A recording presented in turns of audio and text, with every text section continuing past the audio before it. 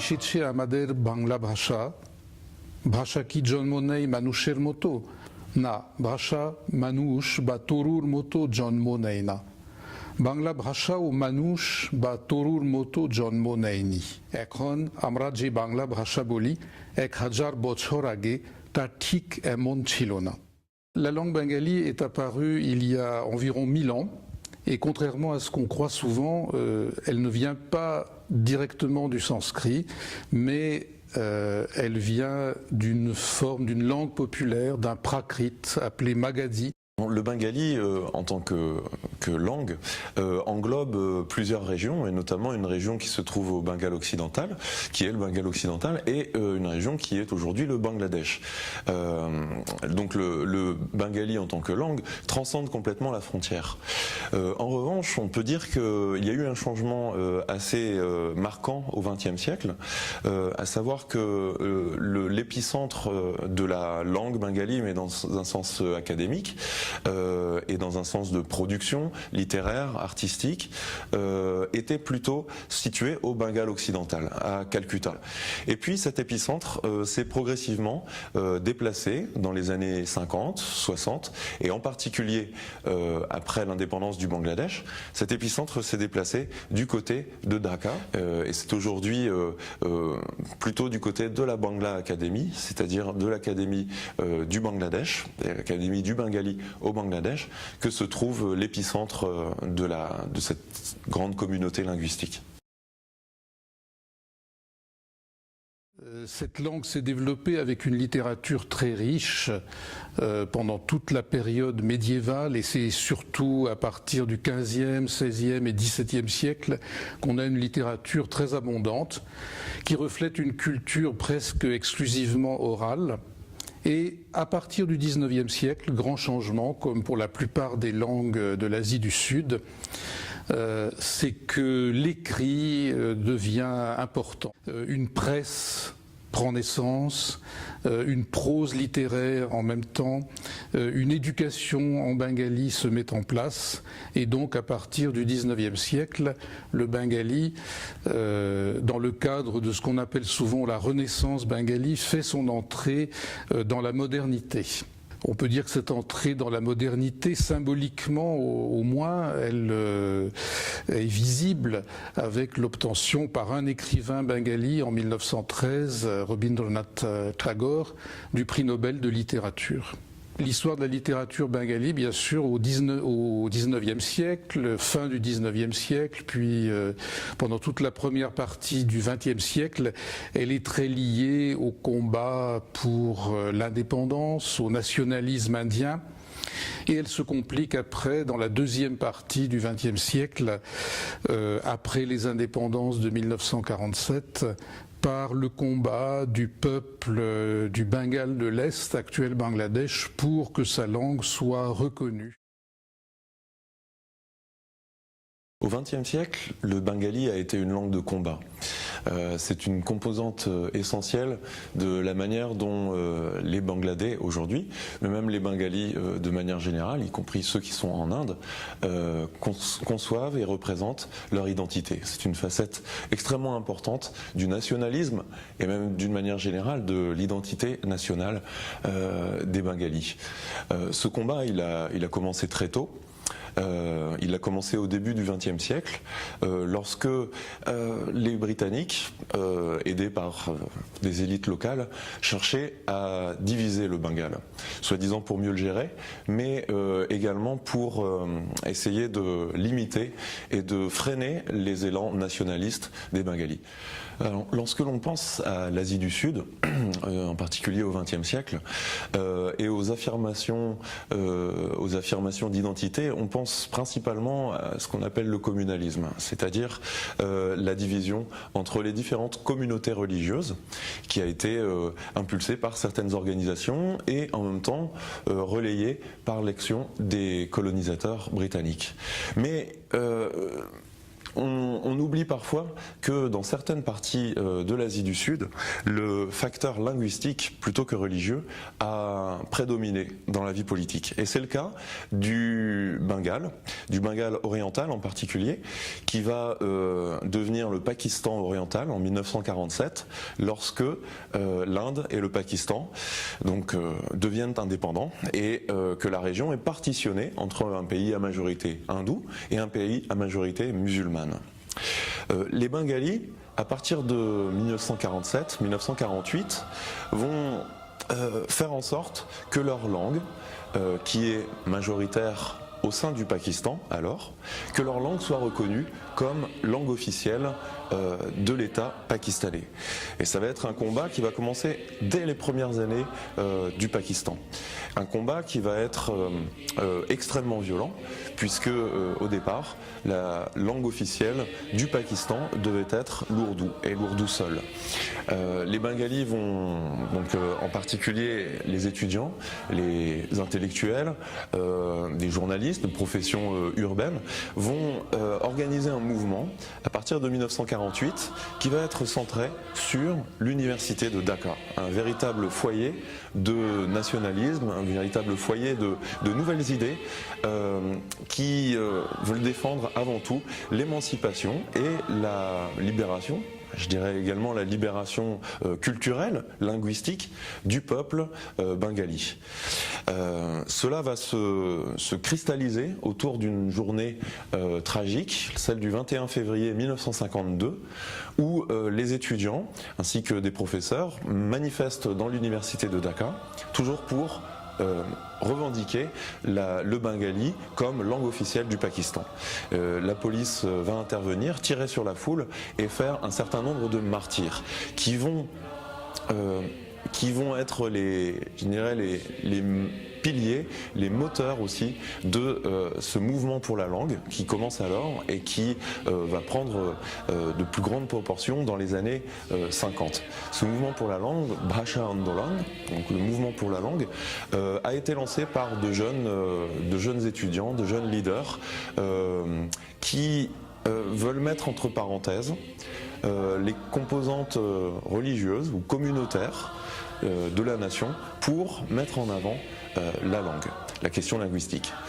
Finalement, dans les années 60, la langue bengali sera reconnue effectivement comme langue officielle, mais le combat ne s'arrêtera pas là, puisque, comme l'a dit le père de la nation, celui qu'on considère comme le père de la nation du Bangladesh, Sheikh Mujibur Rahman, un peu avant le début de la guerre d'indépendance, il a eu cette formule Eibar el Shongram, Shadinotar Shongram, Eibar el Shongram, Muktir Shongram. এবারে সংগ্রাম আমাদের মুক্তির সংগ্রাম এবারে সংগ্রাম স্বাধীনতার সংগ্রাম C'est-à-dire que pour lui et pour la plupart des nationalistes bengalis à cette époque-là, dans les années 50, 60, le combat n'était pas juste un combat pour l'indépendance politique, pour former un État, je dirais, indépendant, enfin, mais également un combat pour une libération plus générale et une émancipation culturelle des Bengalis. Aujourd'hui, ce combat justement pour la langue bengali a été reconnu officiellement et au niveau international par l'UNESCO. Lorsque, au début des années 2000, l'UNESCO a élevé la journée du 21 février, donc cette journée sanglante, au rang de journée internationale de la langue maternelle. La langue bengali est parlée par plus de 250 millions de personnes dans le monde, principalement au Bangladesh, avec les 2 tiers environ au Bangladesh, 1 tiers du côté indien, ce qui en fait une des 10 premières langues du monde. Évidemment, la langue bengali n'a pas le rayonnement international qui correspondrait à sa place numérique parmi les langues du monde. Principalement à cause de la division des locuteurs du bengali entre 2 pays, d'un côté le Bangladesh, de l'autre côté l'Inde, et jusqu'à présent de la faiblesse du Bangladesh sur le plan international. Mais je pense que de plus en plus, cette relative discrétion du bengali, malgré le nombre très important de ses locuteurs dans le monde, va être compensée par les progrès économiques du Bangladesh, par l'importance stratégique du pays. On peut aussi espérer que les efforts du gouvernement bangladais pour faire reconnaître auprès des Nations Unies la langue bengali comme langue de stature internationale finiront par aboutir prochainement. আমি জাপানে ওসাকা বিশ্ববিদ্যালয়ে পড়াই। আমাদের ওখানে হিন্দি বিভাগ আছে আর উর্দু বিভাগ, কিন্তু বাংলা ভাষাও পড়ানো হয়। জাপানি সংস্কৃতিতে সাউথ এশিয়ান সংস্কৃতির সঙ্গে ঘনিষ্ঠ সম্বন্ধ আছে, প্রধানত বৌদ্ধ ধর্ম নিয়ে। আমি সঙ্গীত শুনেছিলাম, হিন্দুস্তানি সঙ্গীত খুব ভালো লাগলো। এত মানে খালি মিষ্টি, আর শুধু তাও নয়, অনেক লাইফ আছে, অনেক জীবন আছে, মজা, কিন্তু অনেক ইন্টেলিজেন্টও আছে। তো এই ইমোশন আর ইন্টেলিজেন্সের মিশ্রণ আমার খুব ভালো লাগছে। আর আমি শুনেছি আপনাদের রবিশঙ্কর শুনেছি, নিখিল বানার্জি শুনেছি, সবাই বাঙালি ছিলেন। আর আমি ভাবলাম যে বাঙালি লোক কীরকম, মানে এত ইমোশনাল ভাবে সঙ্গীত বাজাচ্ছেন, গান করেন, কিন্তু তার মধ্যে ইন্টেলিজেন্স ও জড়ানো আছে। ওনাদের চিন্তা ভাবনা কীরকম আছে আমি জানতে চাইছিলাম। আর প্রথমে নিশ্চয়ই জাপানি ভাষায় বই পড়লাম। তার থেকে আমার মানে ইচ্ছা জন্মেছে যে হয়তো আমি ওনাদের নিজের ভাষা শিখবো, আর নিজের ভাষা মানে বাঙালি ভাষাতে লেখা বইগুলো পড়বো। প্রথমে ভাষা চেয়ে আগে সেটা শিখতাম, মানে এখনো শিখছি গুরুর কাছে। তো আমার গুরু কলকাতা ছেলে, কলকাতায় জন্ম, নিখিল বানার্জি ছাত্রের কাছে আমি সেটা শিখতাম। তো ওনার সঙ্গে মানে প্রথমে ওনার কাছে একটু বাংলার এলিমেন্টারি গ্রামার, ব্যাকরণ একটু শিখলাম, আর মানে কয়েক শব্দগুলো শিখলাম। তখন হাই স্কুলে পড়তাম, তো বাংলা ক্লাস নিশ্চয়ই নেই, তো বই থেকে আমি পড়লাম। তখনই জাপানি ভাষায় বোধহয় প্রথম বই বাংলা শেখানোর জন্য, তো তা কিনে নিজে পড়ে নিলাম। L'enseignement du bengali à l'INALCO a commencé en 1930, mais c'est surtout à partir de la fin des années 1970 qu'il s'est développé. Il est possible, dans le cadre des études de bengali à l'INALCO, de faire une licence, de faire un master et même au-delà, et également des diplômes d'établissement. ইনালকোতে বেশিরভাগ ফরাসি আমাদের ছাত্রছাত্রী, কিন্তু তাছাড়াও বিভিন্ন দেশ থেকে আসে, যেরকম কোরিয়া থেকে ছেলে মেয়ে আসে, এমনকি বাংলাদেশ বা ভারতের যারা নাগরিক, কিন্তু যারা হয়তো খুব ছোটবেলায় এখানে চলে এসেছে বা যাদের জন্ম এখানে, হ্যাঁ, যার ফলে যারা নিজেদের ভাষা ঠিকমতো এখনো জানে না, তারাও শিখতে আসে। এখানে আমি দেখেছি যে ছাত্রছাত্রীরা ভীষণ রকমের, ওরা খুব ভালোভাবে, মানে নিজের খুব ভালোবেসে শেখে। এদের একটা নির্দিষ্ট একটা কারণ থাকে শেখার, ওই কারণের জন্য এরা প্রথমে শিখতে আসে। কিন্তু তারপর আস্তে আস্তে যখন বাংলা ভাষা, বাংলা সাহিত্য, বাঙালি সমাজ, এইগুলো যখন তারা আস্তে আস্তে এইগুলোর সঙ্গে পরিচিত হয়, তখন তারা খুব ভালোবেসে ভাষাটা একদম আমাদের মতো করে, বাঙালিদের মতো করেই তারা শিখতে চায়।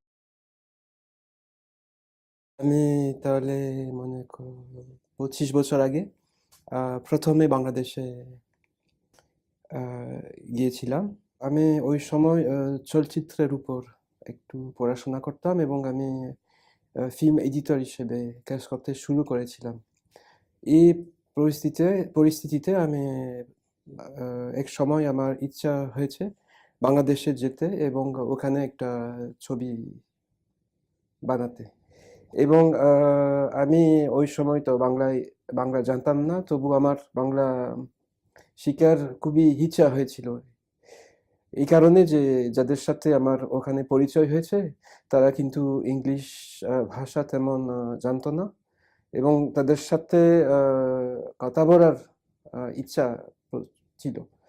এই কারণে আমি এখানে ইনালকোতে ভর্তি হয়েছিলাম এবং আমি আস্তে আস্তে শিখতে শিখতে মানে আমার আগ্রহ বেড়ে গেছে এবং আমি 3 বছর অতিক্রম হয়ে বাংলাদেশে ফিরে যাওয়ার সুযোগ পেয়েছিলাম। ওই সময় কিন্তু ওই আমলে মানে বাংলাদেশে ঢাকাতে অনেক নতুন বেসরকারি শিক্ষা প্রতিষ্ঠান চালু হয়েছিল এবং আমি এর একটা শিক্ষা প্রতিষ্ঠানে ফরাসি শেখাতে শুরু করেছিলাম। পাশাপাশি আমি বাংলা রপ্ত করতে চেষ্টা করলাম। মানে প্রথমে আমার জন্য বেশ কঠিন হয়েছিল। এ কারণে যে মানে এখানে যে ইনালকোতে যে বাংলা শিখেছিলাম সেটা কিন্তু বাংলাদেশের বাংলার সাথে বেশ তফাৎ থাকে, বেশ পার্থক্য থাকে, যার জন্য প্রথম দিকে বুঝার একটু মুশকিল হয়েছিল। তবু আস্তে আস্তে মানে খাপ খেয়ে আমি বাংলা ভাষা রপ্ত করতে পারি এবং ওই সময় মানে সাহিত্যের উপর আমার প্রচুর আগ্রহ ছিল, যার জন্য আমি ঘুরে বেরিয়ে বেশ কয়েকটা বই সংগ্রহ করি। আমি 1 বছর বাংলাদেশে থাকার কথা ছিল, শেষমেশ আমি কিন্তু 10-11 বছর বাংলাদেশে ছিলাম। তারপর আমি আবার এখানে ফিরে আসলাম এবং ইনালকোতে বাংলা শেখানোর সুযোগ পেয়েছিলাম। Parler de la langue bengali, c'est pas une chose facile, même si je suis moi-même bengali. Donc, je vais peut-être parler un peu des accents. Il y a nombreux accents en bengali. Par exemple, moi qui viens du Bengale occidental, on dit toujours que le bengali standard, c'est le bengali de Calcutta ou le bengali de Dhaka. Et puis c'est vrai que quand vous voyagez un peu au Bengale, je parle de Bengale large, c'est-à-dire toute la région du Bengale, y compris le Bengale occidental et le Bangladesh. Donc quand vous vous baladez, vous verrez que les gens parlent avec un accent qui peut être très éloigné du bengali standard. Vous verrez que d'une région à l'autre, la langue change beaucoup. J'apprends le bengali parce que y a je pense que c'est une langue qui est très très riche, qu'il y a de plus en plus de demandeurs d'asile ou en tout cas de réfugiés politiques qui viennent du Bangladesh et que dans les années à venir ou décennies, il va y avoir des besoins d'asile climatique, parce que c'est un pays qui est qui va être parmi les premiers touchés. Et je pense que si on veut conserver le melting pot assez incroyable qu'est la France, il faut s'ouvrir aux autres cultures et le premier pas, c'est d'apprendre la langue. Parce que ça nous donne accès à beaucoup de parties de la culture, de valeurs. J'ai connu le bengali par le travail. Je suis dans le secteur de l'immigration. নমস্কার, আমার নাম কেভিন, আমি ইনালকোতে বাংলা ছাত্র et je suis aussi étudiant à l'EHESS en doctorat en histoire sur les castes en fait, au Bengale pendant le régime colonial. Et je souhaitais avant tout parler de la culture bengali et dire c'est sa richesse en fait qui fait surtout sa force au Bengale, en tout cas en Inde. Parce que, comme on a pu le voir quand il y a eu la scission entre le Bangladesh et le Pakistan, c'est vraiment la langue bengali qui est ressortie comme l'identité du Bangladesh. Mais aussi, ce qui est intéressant, c'est que dans un monde globalisant comme le nôtre, c'est qu'un cinéma comme Bollywood, qui tend à englober toute l'Inde, a aussi son pendant au Bengale, que ce soit au Bangladesh ou au Bengale indien, avec des réalisateurs comme Satyajit Ray et tout ça. আমি ইনালকোতে বাংলা শিখছি কারণ আমার পুত্রবধূ বাঙালি, কিন্তু ওরা আমেরিকাতে থাকে আর ওর সাথে কথা বলার তেমন সুযোগ হয় না। আমি আস্তে আস্তে বাংলা ভালো বলবো, আমি ওখানে যাব। আমি চিত্রশিল্পী আর লেখিকা আর বাংলা শিখছি, আমি ছাত্রী। আমি বিদেশিদের ও ফরাসি পড়াই, তাদের মধ্যে অনেকে bengali, que c'est pour moi une occasion d'entrer dans un monde inconnu et qui gagne à être connu, et que c'est aussi comprendre un monde aussi riche, c'est une occasion aussi de se poser des questions sur sa propre culture. J'ai commencé par apprendre un peu de sanskrit à Paris 3 et ça m'a donné envie d'apprendre une langue indienne mais vivante. Et j'ai choisi le bengali parce que j'aime beaucoup les films de Satyajit Ray, les livres de Rabindranath Tagore. J'avais envie d'en connaître davantage sur cette culture et sur cette langue, et je suis vraiment très heureuse de l'apprendre parce que je trouve que c'est une langue magnifique et j'ai vraiment beaucoup de plaisir à l'apprendre. নমস্কার, আমার নাম স্নেহানা, আমার বাঙালি বাড়ির বউ। বাংলা ভাষা আমার পরিবারে কথিত একটা ভাষা। আমি বাংলা প্রতিদিন শুনি আর প্রতি বছর পশ্চিমবঙ্গে যাই, কিন্তু আজ পর্যন্ত খুব ভালো বাংলা বলতে পারি না। সেই জন্য গত বছর ইনালকোতে বাংলা পড়াশোনা করতে শুরু করেছি, আর আজ আমি দ্বিতীয় বছরের ছাত্রী। আজ বাংলা আরও ভালো পড়তে পারি, লিখতে পারি আর বুঝতেও পারি। আমার ফ্রান্সে অনেক ছোটবেলায় আসা, তো যেদিন থেকে আমি জানতে পারলাম ইনালকোতে বাংলা শেখানো হয়, সেদিন থেকে আমার আগ্রহটা আরও জাগলো বাংলা শেখার, এবং আমি এখানে বাংলা শিখছি। আমার অনেক ভালো লাগে এবং আমি মনে করি বাংলা ভাষা বাইরের আরও অনেক দেশে শেখানো উচিত, কারণ আমার মতো যারা ছোটবেলায় বাংলাদেশ ছেড়ে ফ্রান্সে এসেছে তাদের জন্য অনেক ভালো একটা সুযোগ অন্য দেশে থেকেও ভালো বাংলা শেখার। আমি ভালো করে বাংলা শিখতে চাই যেন আমি পরে একজন ভালো শিক্ষিকা হতে পারি Bangla. J'ai commencé à apprendre le bengali cette année. Donc, comme je travaille, je ne peux pas assister à tous les cours. Et donc, du coup, je dois travailler encore plus pour rattraper à chaque fois le travail qui se fait à l'INALCO. Donc, les cours sont intensifs. Alors, le problème que j'ai rencontré, c'est que comme je fais du hindi, avec le bengali, c'est très confus dans ma tête, la prononciation. Donc je mélange un peu les deux langues. Mais là maintenant, je suis rentrée dans la lecture et ça fait vraiment très plaisir. C'est une langue qui me passionne. Mon objectif aussi, c'est de pouvoir aller de découvrir le pays. J'habite à Sarcelles, il y a beaucoup de bengali. J'échange quelques petits mots, mais j'aimerais bien pouvoir tenir une conversation un jour. আমার একটা প্রিয় রবীন্দ্রসঙ্গীত আছে, আর আমি একটু বলতে চেষ্টা করব।